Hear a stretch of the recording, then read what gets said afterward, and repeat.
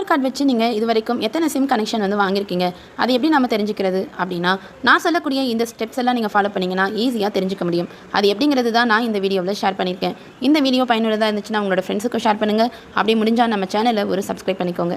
அதுக்கு நீங்கள் செய்ய வேண்டியதெல்லாம் என்ன அப்படின்னா, ஸ்க்ரீனில் தெரியக்கூடிய சஞ்சார் சாதி இந்த வெப்சைட்டை வந்து நீங்கள் டைப் பண்ணிக்கோங்க.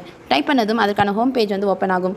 ஓப்பன் ஆனதும் அதில் நோ யுவர் மொபைல் கனெக்ஷன்ஸ் அப்படின்னு சொல்லி ஒரு ஆப்ஷன் காமிக்குது. அதை வந்து நீங்கள் கிளிக் பண்ணதும் இப்போ நீங்கள் பயன்படுத்திட்டு இருக்கக்கூடிய மொபைல் நம்பரையும் டைப் பண்ணிவிட்டு, அதுக்கப்புறம் ஸ்க்ரீனில் தெரியுதுல்ல அந்த கேப்சா, அதையும் நீங்கள் வந்து டைப் பண்ணிவிட்டு வேலிடேட் கேப்சா அப்படின்னு சொல்லி கொடுத்தீங்கன்னா உங்களுக்கு வந்து ஒரு ஓடிபி வரும். அந்த ஓடிபியை நீங்கள் இங்கே டைப் பண்ணி ஓகே கொடுத்தீங்க அப்படின்னா இது வரைக்கும் நீங்கள் எத்தனை சிம் கார்டு வந்து பயன்படுத்திருக்கீங்க அப்படிங்கிறது தெரியும். இதில் வந்து பார்த்தீங்கன்னாக்கா நாட் மை நம்பர் அப்படின்னா உங்களுடைய நம்பர் இது இல்லை அப்படின்னு சொல்லிட்டு நீங்கள் ரிப்போர்ட் பண்ணலாம். அப்படி இல்லைனாக்கா நாட் ரிக்வயர்ட் அப்படின்னு சொன்னாக்கா இந்த நம்பர் எனக்கு தேவையில்லை, அதை வந்து டீஆக்டிவேட் பண்ணிடுங்க அப்படின்ற மாதிரியும் கொடுக்கலாம்.